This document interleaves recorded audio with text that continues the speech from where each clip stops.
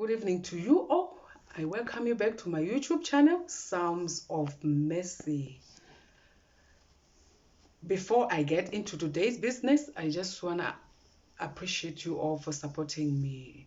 It really encourages me to continue pressing on, and I just want to say thank you.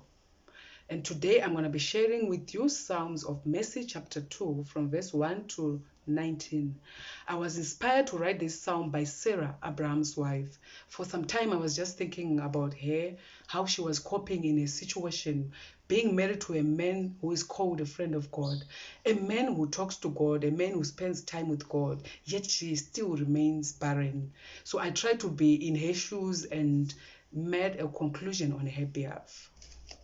When God loves you. I'm trying to be in Sarah's shoes. Let me see if I can fit. My husband, Abraham, is a friend of God. God himself calls him friend. My husband, Abraham, talks to God more than anyone.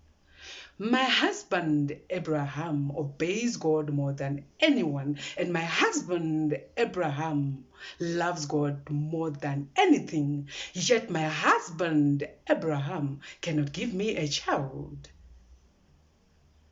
Yet I'm old and stricken. My servants can bear children, but my husband Abraham, God's friend, cannot give me a child.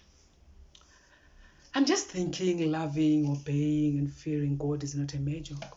God can love you and still say no, wait, or never, yet he still loves you. Being loved by God is sometimes painful, yet worth it.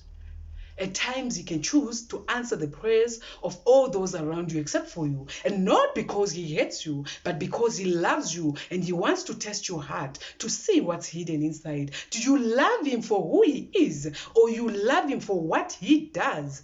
I feel like writing a psalm. When God loves you, he spends more time with you, yet he still denies you certain things. When God loves you, sometimes it's painful, yet it's still worth it. When God loves you, he allows you to go through pain on behalf of others just to test your faith. When God loves you, he sometimes acts as if he's not watching, yet his eyes are all over you. When God loves you, sometimes he leaves you to be barren just to test your faith. When God loves you, sometimes it's painful, sometimes it's unbearable, sometimes it's hopeless. Yet when God loves you, he will never put you to shame. I, Sarah, Abraham's wife, have tried him and tested him, and I have made my conclusion. I have judged God to be faithful. When God loves you, he will never, ever, ever put you to shame. When God loves you, God bless you.